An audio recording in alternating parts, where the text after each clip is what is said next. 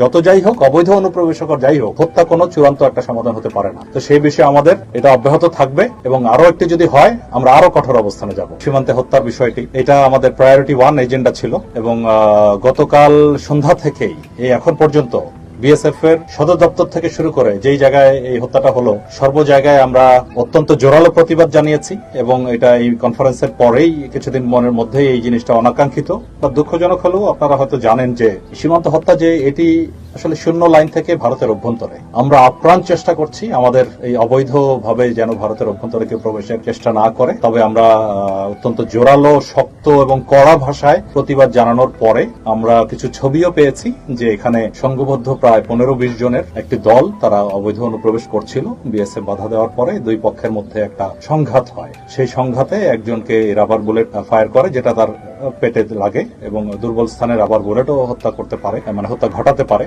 আর এখানে বিএসএফ এর যে সদস্য আহত হয়েছে এই 15-20 জনের কারণে, সেও হাসপাতালে আছে, তার ছবিও আমরা পেয়েছি, রক্তাক্ত মানে আহত অবস্থা।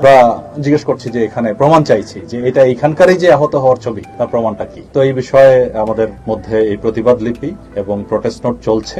আর সেই আহত সেই ব্যক্তিকেও হাসপাতালে নিয়ে ওরা অপারেশন করিয়েছিল, তারপরও তাকে বাঁচানো যায়নি, দুর্ভাগ্য।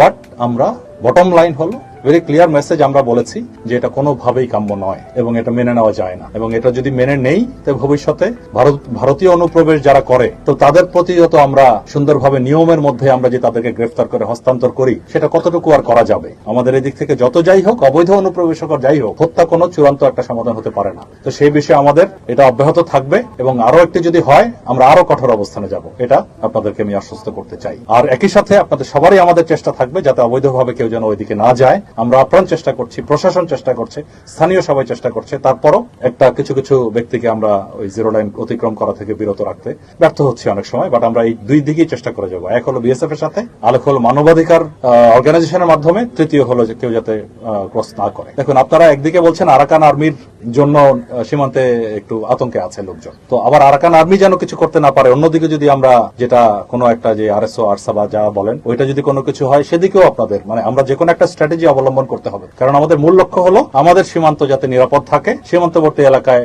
জনগণ যেন নিরাপদ থাকে। তো সেটা করার জন্য আমরা একটা স্ট্র্যাটেজি ফলো করছি। তো আমার আমি বলতে চাই যে সীমান্ত, এই মায়ানমার সীমান্ত কেউ যদি অবৈধভাবে অনুপ্রবেশ না করে মায়ানমারের অভ্যন্তরে, নারকোটিক্স বলেন, ইয়াবা বলেন বা অন্যান্য যে কারণে হোক, যদি ক্রস না করে তার নিরাপত্তার কোনো ঝুঁকি নাই। নিরাপত্তার যদি কোনো ঝুঁকি থাকে সেটা সেই নিরাপত্তা দেওয়ার জন্য আমরা বিজিবি তৈরি আছি এবং বিজিবি আমরা we are well equipped for that. So এই বিষয়টা থাকবে।